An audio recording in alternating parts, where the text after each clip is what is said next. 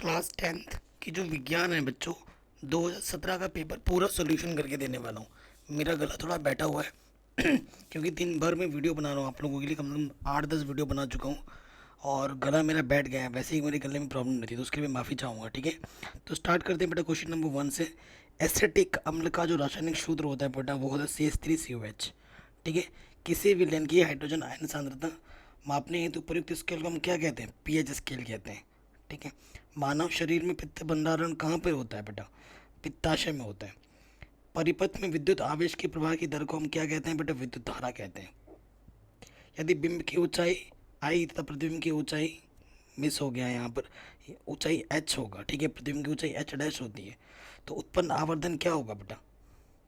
H dash upon H. ठीक है, आवर्धन का सूत्र होता है। वायुमंडल के उच्च स्तर पर पराबैंगनी विकिरण के प्रभाव से ऑक्सीजन के प्राणुओं से क्या बनती है बेटा? ओजोन बनती है। ओजोन का सूत्र O3 होता है। नम वातावरण में रखे तांबे के ऊपर चढ़ने वाली हरी परत का रासायनिक नाम क्या होता है? Copper oxide. एक लिंगी उभयलिंगी पुष्प का नाम बताना है। एक लिंगी पुष्प का नाम पपीता लौकी है और द्विलिंगी का बेटा गुड़हल है। किसी चालक के दोनों सिरों का मध्य 17 विभवांतर लगाने पर उसमें 1 एम्पीयर विद्युत धारा प्रवाहित होती है, तो उसका प्रतिरोध ज्ञात करना है। तो बेटा हमें क्या दे रखा है क्वेश्चन में? विभवांतर यानी कि ये V दे रखा है। 1 एम्पीयर यानी कि ये क्या है बेटा? विद्युत धारा I दे रखी है। हमें क्या निकालना है? प्रतिरोध यानी कि R निकालना। और आपको पता है R बराबर क्या होता है? V/I। बी का मान भी आपको क्या दे रखा है? 17 दे रखा है और ये 1 दे रखा है, तो आंसर आ जाएगा 17। ठीक है, प्रतिरोध का मात्रक क्या होता है? ओम। निकट दृष्टि दोष के निवारण के लिए बेटा क्या लगा दे? कॉनकेव लेंस, है ना। रेफ्रिजरेटर में प्रयुक्त किए जाने वाले कृत्रिम संश्लेषित रसायन का नाम क्या होता है? क्लोरोफ्लोरोकार्बन या फिर हाइड्रोफ्लोरोकार्बन। ठीक है, ये नाम लिखना है आपको। ऊष्माक्षेपी रासायनिक अभिक्रिया की परिभाषा दीजिए, एक उदाहरण भी देना है। जिन अभिक्रियाओं में ऊष्माक्षेपी मतलब वह रासायनिक अभिक्रिया जिसमें अभिक्रिया के पश्चात ऊष्मा निकलती है, ऐसी अभिक्रिया को ऊष्माक्षेपी अभिक्रिया कहते हैं। उदाहरण के तौर पे CH4+2O2, CO2 निकला, 2H2 निकला और प्लस साथ में क्या निकली? ऊर्जा। तो इसको ज़रूर लिखना है, नहीं लिखोगे तो नंबर नहीं मिलेगा बेटा। कह रहे हैं बेंजीन तथा पेंटेन का संरचनात्मक सूत्र बनाना है। ठीक है, तो बेंजीन का जो सूत्र होता है ना बेटा, ऐसा ऐसा होता है। ठीक है, यहाँ से यहाँ से यहाँ से ये बना पड़ा है बेंजीन। ठीक है, ये बना देना। देखो ये डबल बॉन्ड या सिंगल, डबल सिंगल सिंगल, और हर तरफ यहाँ से एक एक H जुड़ा हुआ है। ये बेंजीन का सूत्र। पेंटेन 5 कार्बन होंगे और हर तरफ एक एक H जुड़ा होगा, हर तरफ। पेंटेन है कि इन यानी कि सिंगल बॉन्ड, पेंट यानी कि 5 कार्बन। ठीक है, प्रकाशानुवर्तन गुरुत्वानुवर्तन 2022 के सिलेबस पे नहीं है, तो इसे हम नहीं पढ़ेंगे। जिनके सिलेबस में है बेटा वो पढ़ सकते हैं आप, मैंने आंसर्स ऑलरेडी लिख दिए हैं।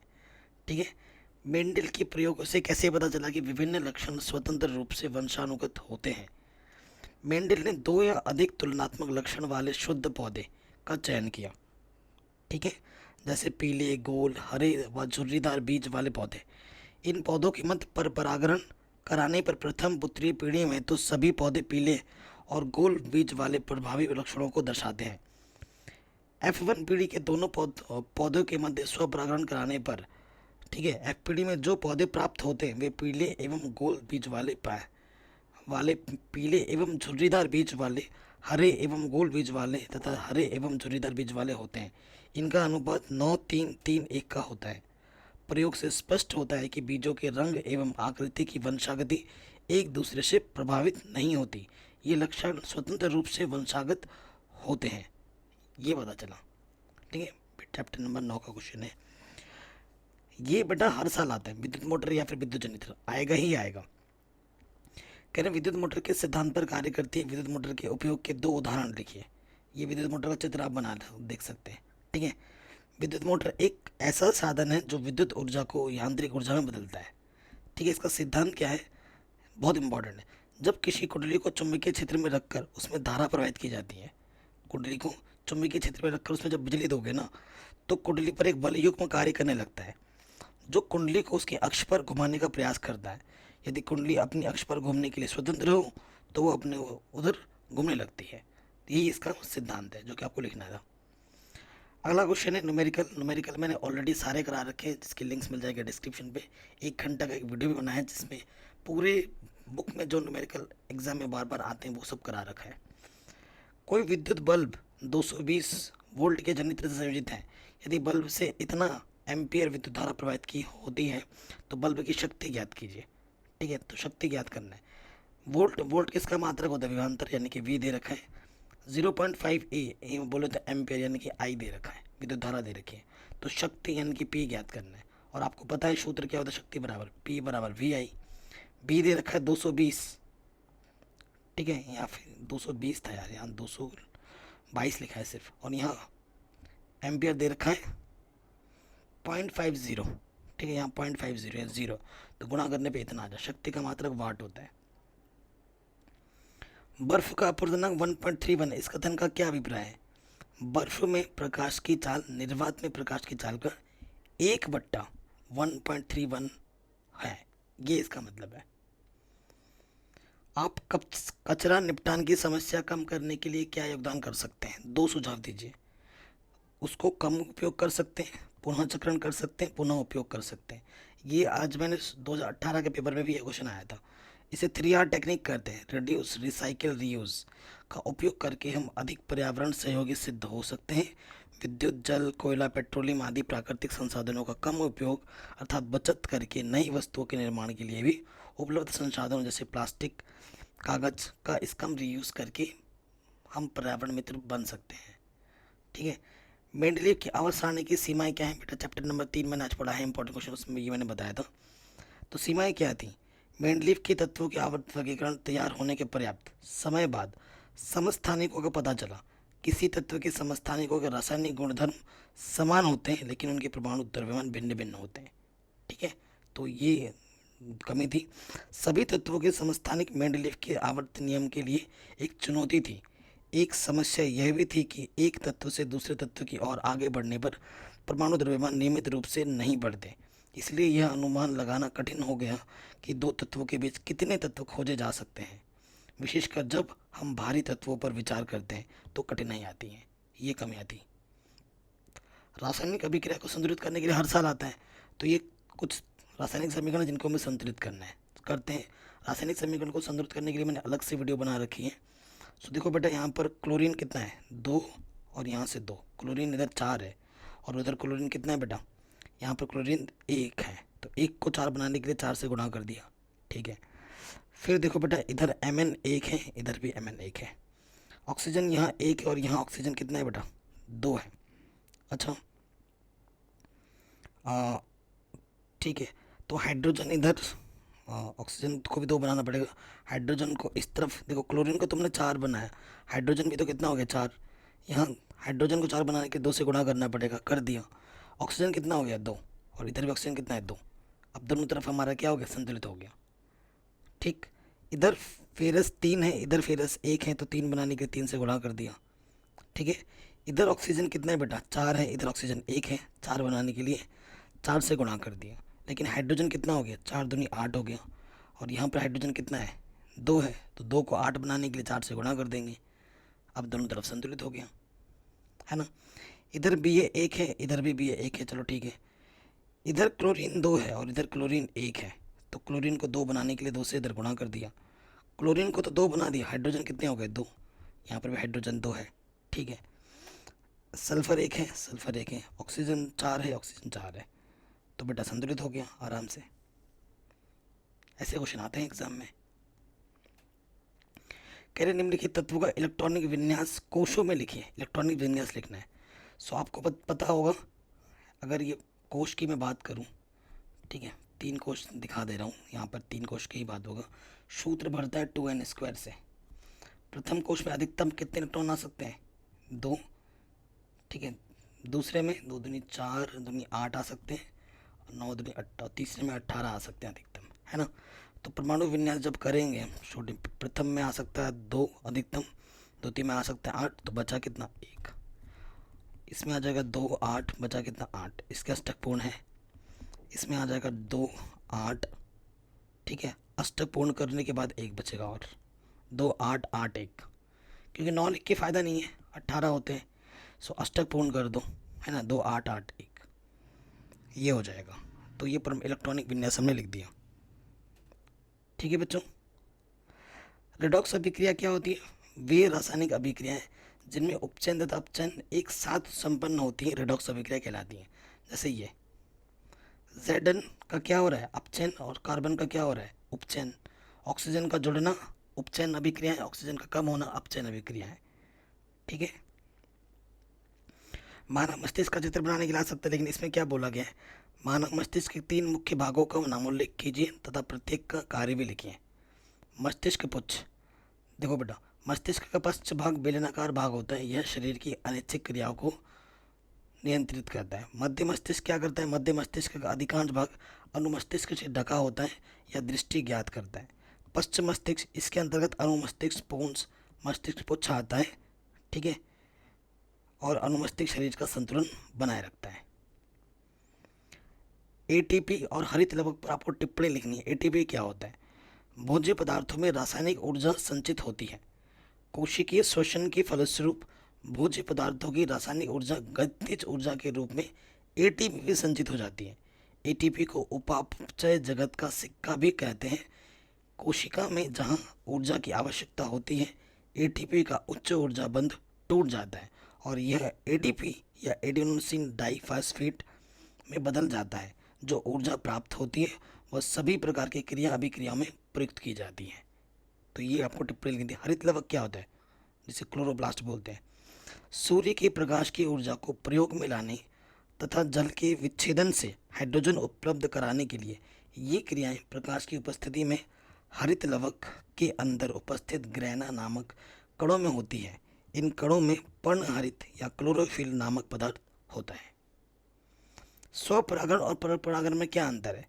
जब एक पुष्प के परागकण उसी पुष्प के वर्तिकाग्र पर स्थानांतरित होते हैं तो उसे स्वपरागण कहते हैं। पर परागण उसका उल्टा है। जब किसी पुष्प के परागकण उसी प्रजाति के अन्य पुष्प पर जिसकी जीन संरचना भिन्न होती है के वर्तिकाग्र पर स्थानांतरित होते हैं तो इसे पर परागण कहते हैं। ठीक है, आगे बढ़ते हैं। कह रहे हैं ये आपको दे रखा है संलग्न परिपथ में 3 प्रतिरोधों के मान इतने इतने इतने हैं। इन्हें 12 वोल्ट की बैटरी से संयोजित किया गया है। परिपथ में प्रवाहित कुल विद्युत धारा और परिपथ का कुल प्रतिरोध ज्ञात करना है। ठीक है, 2 चीज़ आपको ज्ञात करनी है। सो अगर देखें बेटा, R1 हमें दे रखा है कितना? 10, R2 हमें दे रखा है 3 और R3 हमें दे रखा है 6। और जो हमारे पास वोल्ट है, ठीक है, विभवांतर जो दे रखा है वो है 12। हमें पहला वाला पार्ट हमें क्या निकालते हैं? आप खुद देखो बेटा, R2 और R3 एक के नीचे एक है। R2 और R3 चूंकि R2 व R3 समांतर क्रम में है तो इनका तुल्य प्रतिरोध क्या होगा? मान लेते हैं R डैश होगा। तो सूत्र होता है 1/R2 + 1/R3 हो जाएगा। मान रखेंगे 1/R2 यानी कि 3, 1/R3 यानी कि 6। लॉस ऑफ 6 आ जाएगा। 2 1 3 दूनी 6, 2 1 कम 2, तो ये आ जाएगा 3/6 यानी कि 1/2। 3 1 कम 3, 3 दूनी 6। तो R डैश का मान आ जाएगा 2/1 यानी कि 2 ओम। ठीक है। सो इन दोनों को जब आपने किया तो आपको मिला एक, वो यहाँ से जुड़ जाएगा, है ना। और उसका मान कितना आया है आपका? 2 ओम आया है। R1 कितना है आपके पास? 10 ओम। तो R1 और ये जो R डैश है ये किस क्रम में है? एक के साथ एक अटैच है, यानी कि ये किस क्रम में है? R1 व R डैश श्रेणी क्रम में है। अतः तुल्य प्रतिरोध R क्या हो जाएगा? R1 + R डैश यानी कि 10 + 2 यानी कि 12 ओम। ये आपका पहले वाला आंसर होगा। ठीक है। दूसरे में क्या बोला है? प्रतिरोध ज्ञात कीजिए।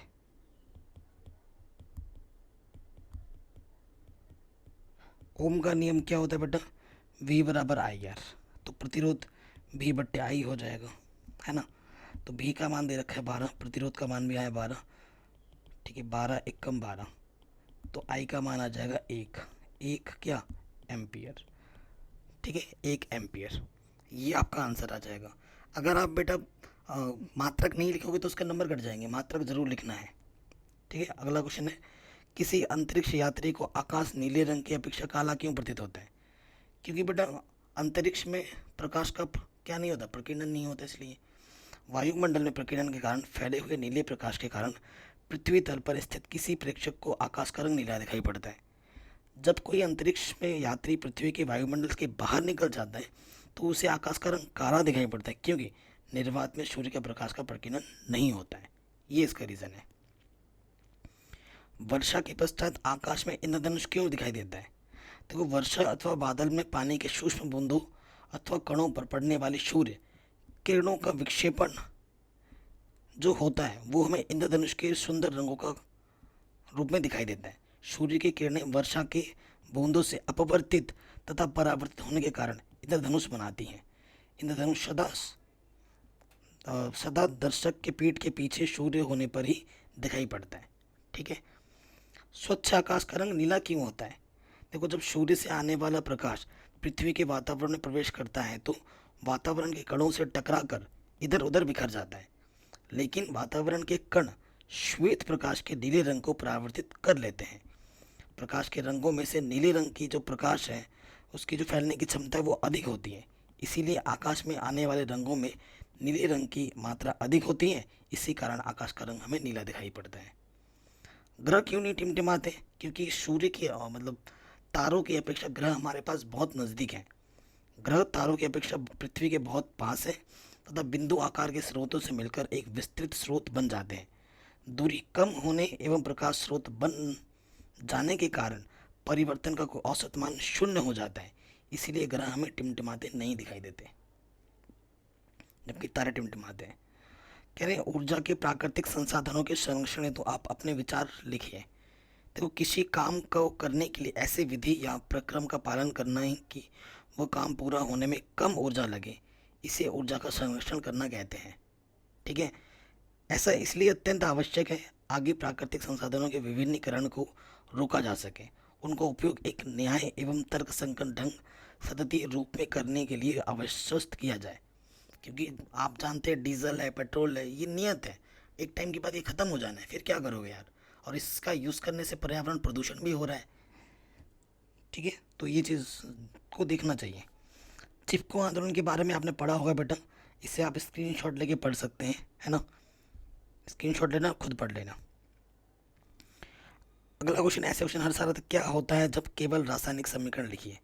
तो बेकिंग सोडा को गर्म करने पर, ये बेकिंग सोडा है, गर्म करने पर Na2CO3 पानी और कार्बन डाइऑक्साइड बनता है। शुष्क बुझे हुए चूने पर जब क्लोरीन चढ़ाइए तो क्या बनता है? ये शुष्क बुझा हुआ चूना है, क्लोरीन चढ़ाया तो CaO बनेगा और कार्बन डाइऑक्साइड बनेगा। सोडियम कार्बोनेट का क्रिस्टलीकरण किया जाता है तो क्या होता है? इस कैल्शियम कार्बोनेट CaCO3 गर्म किया, CaO बन गया और कार्बन डाइऑक्साइड बन गया। ये चीज़ सिर्फ लिखनी थी आपको। अगला क्वेश्चन है संयोजन अभिक्रिया एवं वियोजन अभिक्रिया में अंतर लिखिए। तो बेटा, वियोजन अभिक्रिया नाम से ही पता चल रहा है, वियोजन अभिक्रियाएं संयोजन अभिक्रियाओं के विपरीत इसलिए मानी जाती हैं क्योंकि संयोजन अभिक्रिया में दो या अधिक पदार्थ परस्पर संयोग करके एक नया पदार्थ बनाते हैं, जैसे कि 2Mg + O2 2MgO। ठीक, जबकि वियोजन अभिक्रिया में एक ही यौगिक विखंडित होकर दो या दो से अधिक सरल पदार्थ बनाता है, जैसे कि कैल्शियम, ये कार्बोनेट है, गर्म करने पर कैल्शियम मोनोऑक्साइड और कार्बन डाइऑक्साइड बन जाता है कि नहीं। तो ये एक दूसरे के विपरीत होते हैं। अगला है बेटा, साबुन एवं अपमार्जक क्या होते हैं? अपमार्जक जो सामान्यतः 10 अथवा अधिक कार्बन वाले एल्काइल के सल्फ्यूरिक अम्ल व्युत्पन्न सोडियम लवण होते हैं, अपमार्जक कहलाते हैं। अपमार्जक कठोर तथा मृदु दोनों ही इस प्रकार के जल के साथ समान रूप से अधिकतम झाग देते हैं। साबुन ये दीर्घ श्रृंखला वाले कार्बोक्सिलिक अम्लों के सोडियम अथवा पोटेशियम लवण होते हैं, तो ये उसको हम साबुन कहते हैं। न्यूलैंड की अष्टक नियम की क्या सीमा है? ये अष्टक नियम क्या होता है ये भी आ सकता है। ठीक है, यह वर्गीकरण केवल कैल्शियम तक ही मान्य था, चूँकि कैल्शियम के बाद आने वाले प्रत्येक 8 तत्व पहले तत्व के समान गुण प्रदर्शित नहीं करते थे। ठीक है, तो ये चीज़ सिर्फ कैल्शियम तक के लिए बनी। बाद में खोजे गए अनेक नए तत्वों के गुण अष्टक नियम के अनुसार इसमें व्यवस्थित नहीं हो सके।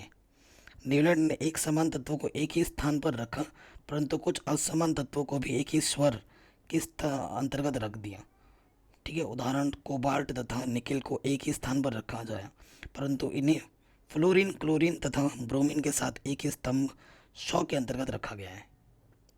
ठीक है, ये कमियां हैं, आप ये 3 कमियों को लिखेंगे। आधुनिक आवर्त सारणी में वर्ग तथा आवर्त में क्या है वो बताना है। आवर्त क्या है बेटा? आवर्त में बाएं से दाएं ओर जाने पर परमाणु त्रिज्याएं घटती जाती हैं। ठीक है, उदाहरण के लिए द्वितीय आवर्त में लिथियम परमाणु सबसे बड़ा और फ्लोरीन सबसे छोटा परमाणु है। ठीक है, वर्ग में क्या परिवर्तन होता है? किसी वर्ग में ऊपर से नीचे चलने पर परमाणु त्रिज्याएं बढ़ती हैं, क्योंकि जैसे जैसे नाभिकीय आवेश बढ़ता है इलेक्ट्रॉनिक कोशों की संख्या भी बढ़ती जाती है, इसीलिए। अगला क्वेश्चन है बेटा, मानव शरीर का चित्र बनाकर उसमें पाए जाने वाली इन ग्रंथियों को दिखाना है। तो ये चित्र आपको एग्जाम में बनाना है। चित्र बनाने के लिए आते हैं 2-3। या फिर ये चित्र बनाना है, पुष्प का अनुदैर्घ्य काट जिसमें अंडाशय, पुंकेसर, बाह्यदल ये सब दिखाना है। बहुत इंपॉर्टेंट है, हर साल आता है। परागण एवं निषेचन में अंतर, ये भी क्वेश्चन बहुत इंपॉर्टेंट है, हर साल आता है। फिर विद्युत जनित्र, मैंने इस पर छोटा क्वेश्चन भी आया था। क्या होता है? चित्र बनाना है और सिद्धांत और कार्यविधि लिखनी है। प्रत्यावर्ती धारा, एक डायनमो एक ऐसा यंत्र है जो यांत्रिक ऊर्जा को विद्युत ऊर्जा में बदलता है। इसका कार्य फैराडे के विद्युत चुंबकीय प्रेरण के सिद्धांत पर आधारित है। सिद्धांत क्या है? जब किसी बंद कुंडली को किसी शक्तिशाली चुंबकीय क्षेत्र में तेजी से घुमाया जाता है तो उसमें से होकर गुजरने वाले चुंबकीय फ्लक्स में लगातार परिवर्तन होता है, जिसके कारण कुंडली में एक विद्युत धारा प्रेरित हो जाती है और कुंडली को घुमाने में किया गया कार्य ही कुंडली में विद्युत ऊर्जा के रूप में परिणत हो जाता है। ये इसका सिद्धांत है। ठीक है, संरचना में आपको ये चित्र बनानी है। ठीक है, ये जो चित्र है बेटा, ये चित्र आपको प्रॉपर बनानी है। ठीक है, ये सर्पी विलय है, ये ब्रुश है, ये बाह्य परिपथ है, ये आयताकार कुंडली है, ये शेफ्ट है, ये चुंबकीय क्षेत्र है आपका। ठीक है, ये आपको बनाना है। ठीक है, और ये कार्यविधि है, प्रॉपर कार्यविधि ज़रूर लिखनी है। ठीक है, कुंडली आप देख रहे हैं, कुंडली क्या है ना बेटा, ये ABCD, ये आपका कुंडली है। ठीक, तो ये लिखा है। चित्र आप एक साइड में रखो और पढ़ते रहो तो एकदम से आ जाएगा। ठीक, कार्यविधि ज़रूर लिखनी है एग्जाम में।